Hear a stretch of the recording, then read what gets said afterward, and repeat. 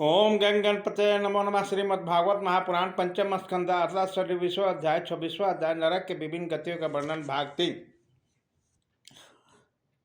वहां उसे 100 योजन ऊंचे पहाड़ के शिखर से नीचे सिर करके गिराया जाता है। उस नरक की पत्थर को भूमि जल के समान जान पड़ती है, इसलिए उसका नाम अभिचमान है। वहां गिराए जाने पर शरीर टुकड़े टुकड़े हो जाने पर भी प्राण नहीं निकालते, इसलिए उसे बार बार ऊपर ले जाकर पटका जाता है। जो ब्राह्मण या ब्राह्मणी अथवा व्रत में स्थित कोई भी प्रमादवश मदपान करता है तथा जो क्षत्रिय वैश्य सोमकान करता है, उन्हें यमदूत अयपान नामक नरक में ले जाते हैं और उनकी छाती पर पैर रखकर मुंह से आग में गलाया हुआ लोहा डालते हैं। जो पुरुष इस श्लोक में निम्न श्रेणी का होकर भी अपने को बड़ा मानने के कारण जन्म तप विद्या आचार वर्ण आश्रम में अपने के बड़ों का विशेष सत्कार नहीं करता, वो जीता हुआ भी मरे के समान है। उसे मरने पर छार करदम नामक नरक से नीचे को सिर करके गिराया जाता है और वहां उसे अनंत पीड़ाएं भोगनी पड़ती है। जो पुरुष इस श्लोक में नरक आदि के द्वारा भैरव यज्ञ राक्षस आदि का यजन करते हैं और जो स्त्रियां पशु के समान पुरुषों को खा जाती है, उन्हें पशुओं की तरह मारे हुए पुरुष यमलोक से राक्षस होकर तरह तरह की यातनाएं देते हैं और रक्षोघन भोजन नामक नरक कसाईयों के समान कुल्हाड़ियों से काट काट कर उसका लोह पीते हैं।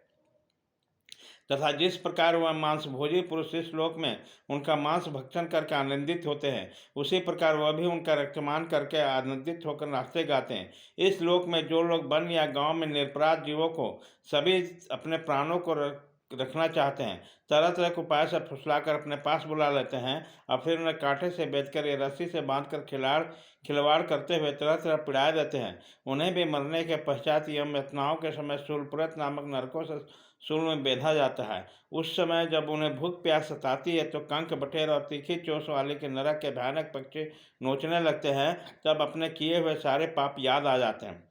राजन, इस लोक में जो सर्प के समान उग्र स्वभाव पुरुष दूसरे जीवों को पीड़ा पहुंचाते हैं, वह मरने पर भी दंतसुख नामक नरक से गिरते हैं।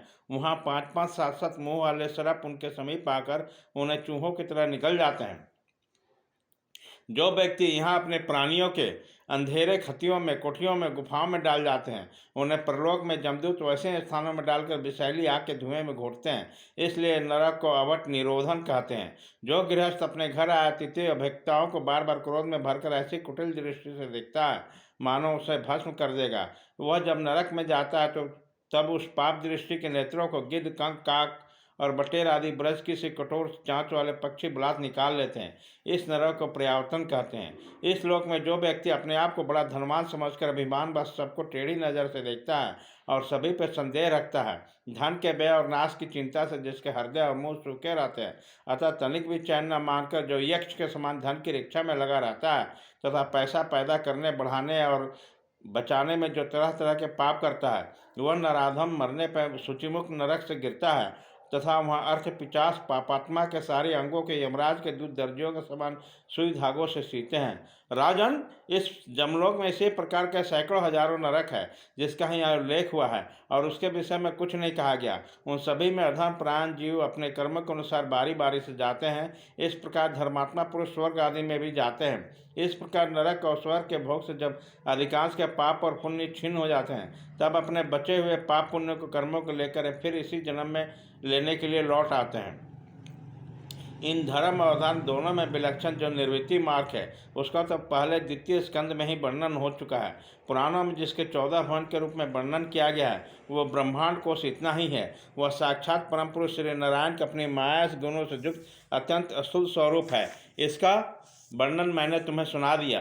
परमात्मा भगवान को उपनिषद में वर्णित निर्गुण स्वरूप यद्यपि मन बुद्धि के पहुँच के बाहर है, तो भी जो पुरुष इस स्थूल रूप का वर्णन आदरपूर्वक पढ़ता सुनता या सुनाता है, उसकी बुद्धि श्रद्धा भक्ति के कारण शुद्ध हो जाती है और वह सूक्ष्म रूप का भी अनुभव कर सकता है।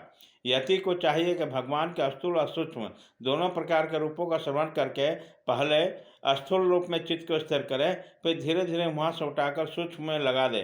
परीक्षित, मैंने तुमसे पृथ्वी, उसके अंतर्गत दीप, नदी, वर्ष, पर्वत, आकाश, समुद्र, पताल, दिशा, नरक, ज्योतिर्गय और लोकों का स्थिति का वर्णन किया। यही भगवान का अति अद्भुत स्थूल रूप है जो समस्त जीव समुदाय का आशय है। इति श्रीमद्भागवते महापुराणे व्यासक्तांगमष्टाम दशसहस्रा पारमहंस्यां सहितांग पंचम स्कंदे नरकानुण नम षड्विशो अध्याय इति पंचम स्कंद समाप्त। हरिओम तत्सत।